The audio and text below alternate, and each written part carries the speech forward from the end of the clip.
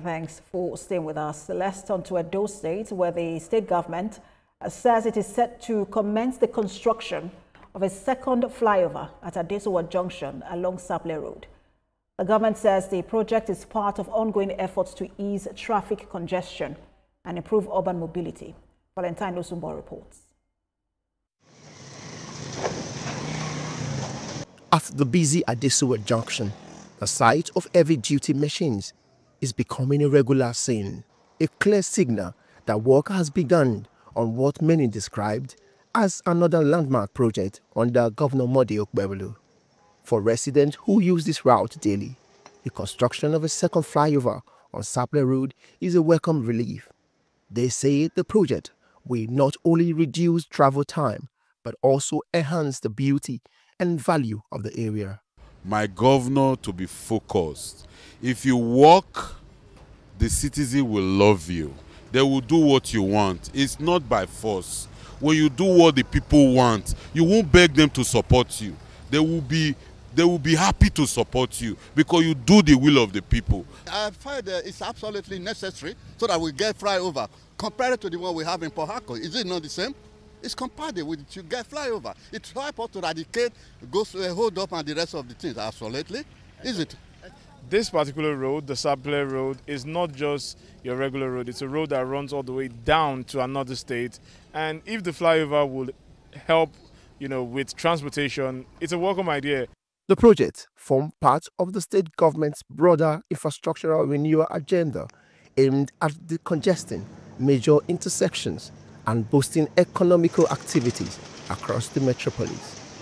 If there is no assurance with the work with that progressive, it's already speaking for itself. You can see the buildings are down because if the masses didn't get compensation to do so, it's a progressive matter, and we hope it will climax in what will benefit the indigenous, the general masses of the state. So. Here at the ever-busy Adesuwa Junction in the heartbeat of Saple Road, hopes are rising, momentums are gathering, buildings are giving way. It is a signal of the construction of the second flyover in the heartbeat of the nation. Valentine Osumbo, TVC News, Benin. Was staying in the South region, where Governor of Delta State, Sheriff Oborevwori, defied a heavy downpour to perform the groundbreaking ceremony for the construction of the 21.3 billion naira Ogbolu-Okpanam Road in Oshimili North Local Government Area, describing it as another milestone in his administration's aggressive infrastructure renewal drive under the More agenda. Iken Amici reports. The flag off was electrifying as excited residents trooped out to witness the ceremony. The 12 kilometers road project will connect two rapidly developing suburbs in Oshimili North Local Government Area. Stakeholders at the event were full of praise for the governor's commitments to infrastructure development. Your unwavering support and calm disposition reflect the true spirit of community partnership and faith in government. Your Excellency, today is not merely the commencement of the road construction.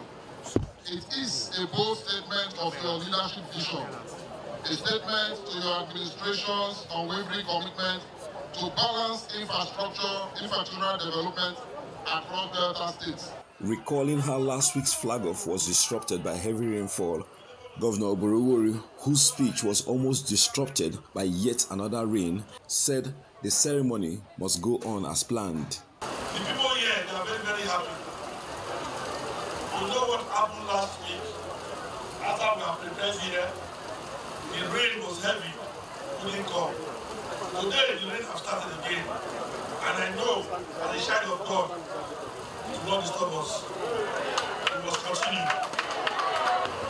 The Oborevwori Road is a vital link road and has caused this administration's effort to build resilient and sustainable infrastructure that will drastically reduce and improve the living conditions of our people in their towns and communities.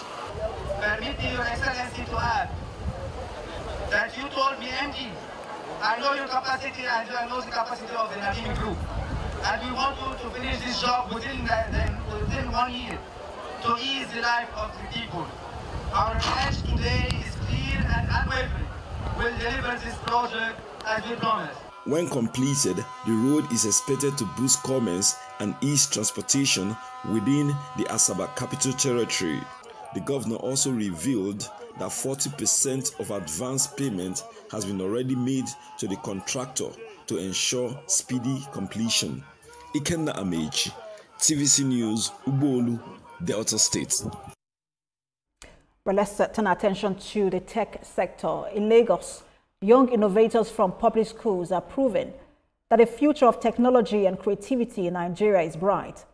At a showcase organized by the Women's Technology Empowerment Center, WTech, pupils presented innovative projects designed to tackle real-life challenges, from digital libraries that promote reading culture to tech solutions addressing pressing community needs. The event, which coincided with the International Day of the Girl Child, underscored WTech's commitment to closing the gender gap in technology. The organization has trained over 52,000 girls, women, and teachers across Nigeria, inspiring many to pursue careers in STEM fields. Through its mentorship programs, WTech is helping young people transform ideas into impact, turning classroom creativity into innovations that are shaping Nigeria's digital future. We've introduced them, to different technologies, and then the next level is for them to actually start building. Then from building, then we are actually, supporting their continued education, so they continue to deepen their knowledge. What they built today is great, but then they can do better and be better. So we continue to support them with more learning, more trainings, and also mentorship as well. We decided to take projects into action, which is called the Open Book Library, because we discovered that students nowadays are no longer reading, they are lacking, which results in failure during exams and the rest. So we decided to take up upon this project to help students be on the... I love tech, and I've been opportune to go to the WTech STEM camp before. I went last year from August 8 to 17, something like that. It was a 2 weeks program, and when I went for that camp, I saw tech in another dimension. Normally, I don't like tech, but after that camp, I loved tech because I had to interact with things. I saw it in another dimension. I saw tech as something I can actually do. In a world rapidly shaped by artificial intelligence, stakeholders across Africa are calling for equitable partnerships to ensure the continent is not left behind in the technological revolution. At the 5th International Week of the University of Lagos, the theme Equitable Partnerships and the Future of AI in Africa brought together academics, policymakers, and industry leaders to discuss how Africa can lead responsibly in the global AI space.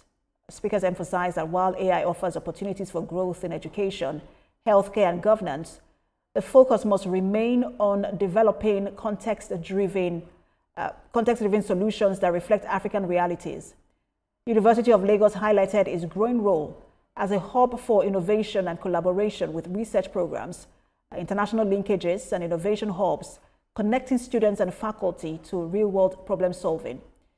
With over $28 million in research funding and partnerships across Africa, Europe, and America, the university says it is positioning itself as a model for equitable collaboration in AI research and development. Artificial intelligence is not the future, it is the present. And yet for Africa, AI represents something deeper. It is an opportunity for us to leapfrog and catch up and overtake. To reimagine education, our healthcare, our governance, our industry, our food security. We cannot ignore AI because it is here to stay in education, in healthcare, in finance, in the humanities, and in governance. The task before us is to use it responsibly and to leverage its capacities through partnerships with key industry players in a way that ensures it serves societies equitably. We're building digital infrastructure Expanding broadband penetration to ensure that every Nigerian, regardless of location, can access the digital economy. Connectivity is not a luxury. It is a fundamental enabler of opportunity. Recognizing this, connectivity is the foundation of any digital economy. We've launched Project Bridge, a 2 billion initiative to expand Nigeria fiber optic infrastructure from 35,000 kilometers to 125,000 kilometers within 3 to 4 years. Away from tech to other stories, an international NGO partnering with the United Nations, the Water Light Save Initiative, is spotlighting the struggles of widows and women in conflict zones across the global south at the United Nations Peace Week 2025 in Geneva. The organization's high-level delegation, led by the wife of the governor of Kwara State, Professor Olufolake Abdulrazak, called for urgent global action to support these vulnerable women. Speaking at a session titled Restoring Dignity, Hope and Livelihoods for Widows in Post-Conflict Societies, the delegation emphasized that peace building must include widows and women at the core of policy and recovery efforts. Professor Abdulrazak highlighted the group's commitment to its I HEAL framework as a pathway to sustainable peace and development.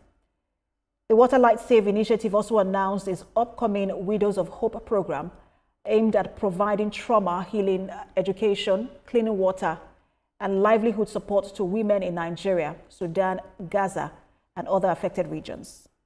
Defecation, lack of clean water, lack of drinking water, and then, there's World Hand Washing Day. So we teach them to wash their hands. We partnered with Procter & Gamble. They had these soaps, which they gave us first ladies, and we handed out to schools. And that's TVC News at 1. For more updates on the stories we're monitoring, you can visit our website, www.tvcnews.tv. You can also follow us on our social media handles, on Facebook, Instagram, and on X at TVC News NG. We also have updates for you on WhatsApp and